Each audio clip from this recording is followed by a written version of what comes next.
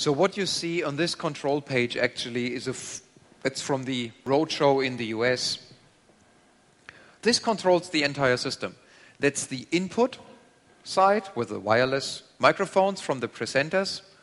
That's the output for the individual speaker systems in the demo. These are different recall and save different presets when they do setups in different rooms with different room EQs, delay times, whatsoever.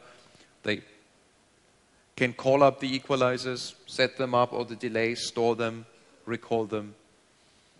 It shows the entire overview about the system, all on this one page. Now, if you want to go in detail, you go to other layers as on the top, but the basic show is all controlled from that. No console, by the way.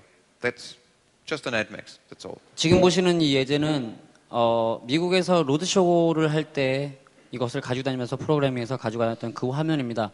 보시면은 모든 인풋과 모든 출력, 여기 뭐 무선 마이크도 있고 마이크 이름도 있고 저기 뭐 PC, CD, XLR 뭐 여러 가지가 있는데 모든 것이 입력과 출력 모든 것이 설정하기에 따라서 가능합니다.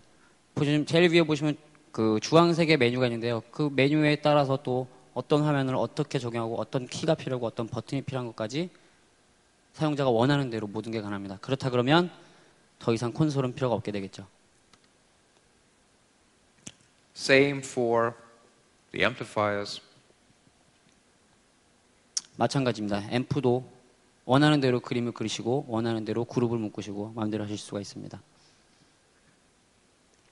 Or you can actually look at your speakers by using bitmaps that reflecting your speakers. Of course, what you're controlling are the amplifiers driving it, but in this case, rather than looking at your amp racks, you look at your speaker system saying, oh, that second speaker up on the right side, I'm not sure, is it working?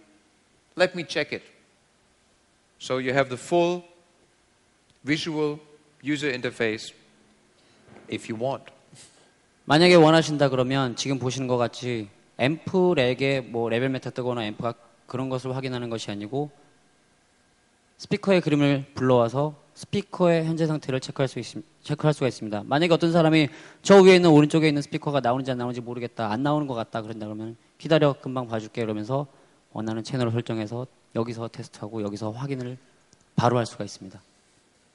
Very handy in case of especially line arrays when you have multiple zones within the array and you use the individual processing for each zone. Very nice way of controlling, supervising, setting it up as you actually work through how you see the speaker system. 일반적으로 우리가 라이너를 쓸 때는 뭐 저희도 오늘 마찬가지 설정을 했지만 그룹을 묶어서 멀리 가는 거, 가까이 가는 거 이런 존을 만들게 됩니다. 그것이 뭐 당연히 필요하고 레벨 세팅이나 개별적인 값을 설정할 수 있는 것이죠. The nice thing about IrisNet is that it allows you to use groups for all kind of parameters and combine them to every level that you want. So you can have one switch that would be the entire LF of your whole system. You can have another switch that's the LF of just that one speaker, and you can have another one that does the LF just of the left side of the PA.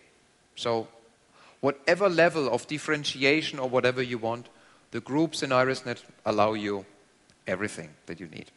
만약에 아이리스를 통해서 전체 시스템의 어떤 설정값을 바꿔준다 그러면 어떤 뭐 EQ든 어떤 설정이든 아이리스넷에서 가능합니다. 그러나 또 한 가지 좋은 것은 전체 시스템이 아니고 스피커 하나의 값만 바꾸겠다, 뭐 레벨을 바꾸겠다 그런 것이 가능한 것이 또한 아이리스넷입니다. There's two ways actually of controlling line arrays, by the way. One, line array zoning, the traditional way, is you have one controller, low, mid, high. You use your amplifiers, as many as you need, and put them in the zones. It's typical. 기존의 방법은 뭐 여러분 다 알고 계신 방법이지만 프로세서에서 앰프가 신호를 받아서 앰프에서 각각 존별로 소스를 개별로 주는 방법입니다. Now, if you need any shading, you use the amplifier level pods. 만약에 레벨을 조정을 해야 된다 그러면은 앰프의 레벨을 조절을 하셔야 됩니다.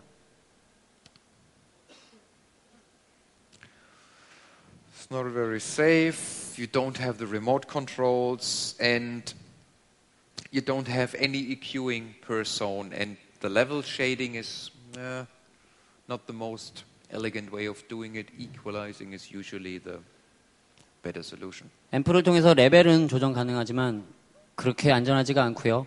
그룹별 리모트 컨트롤이 불가능하고 가장 중요한 것은 각 지역별로 EQ를 별도로 설정이 불가능합니다. Now, with NETMAX, you can have multiple inputs for each zone signal and control the shading directly through the software. 만약에 N8000이 있다 그러면 각각 존의 개별의 신호를 줄 수가 있습니다. For this zone up there, you can just throw in an EQ and just control that portion. 저 위에 있는 세 개의 스피커를 한 존으로 묶었다 그러면 저 세 개만을 위한 별개의 EQ를 설정하고 별개의 설정 값들을 개별적으로 설정할 수 있습니다. Of course, wireless if you want. 물론 무선으로도 구동이 가능합니다. So, the current version of IrisNet 1.4 also controls the good old DX38. And maybe this is a point. The DX38 was launched, came out in 1999. At this time, we didn't even know that we would do Iris or IrisNet. However, as a software shell, it is flexible enough to also include old units. So what we did now in the last release is that we also support now the RS485 interface of the DX38, and it is as networkable through IrisNet as every other device. 지금 아이리스넷 버전이 1.4까지 나와 있는데요. 이 1.4 버전에서는 DX38까지도 구동이 가능합니다.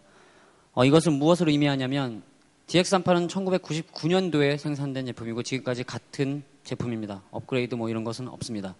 그런데 이 99년도에 아이리스넷이라는 거를 상상조차 안 하고 있었는데 지금은 그 99년도에 개발된 제품을 아이리스넷으로 구동이 가능합니다. 이것은 아이리스넷이 얼마만큼 많은 장비를 기존의 장비들을 컨트롤할 수 있고 얼마만큼 확장이 가능한지를 단적으로 보는 예입니다. So, everything from one screen. 그래서 지금 DX38과 N8000 두 개의 장비를 구동을 하지만 하나의 소프트웨어로 하나의 컴퓨터만 있으면 구동이 가능합니다. Now, last but not least, some of the DSP power that's available.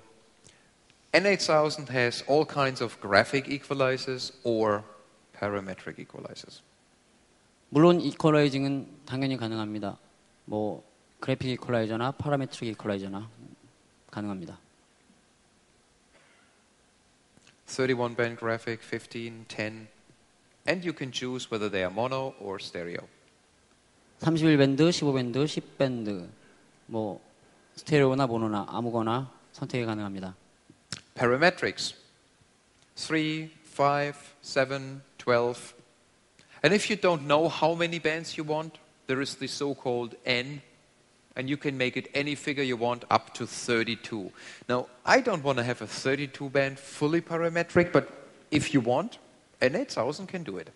파라메트릭 EQ는 3, 5, 7, 12 또는 N의 숫자로 설정이 가능합니다. N밴드라고 하는 것은 최대 32밴드의 그러니까 32개의 파라메트릭 EQ를 만들 수 있습니다. 크리스찬 같은 경우에 32밴드의 파라메트릭 안 만들겠다고 하는데 만약에 원하신다 그러면 필요할지 모르겠지만 만약에 원하신다 그러면 32개까지 만드실 수가 있습니다.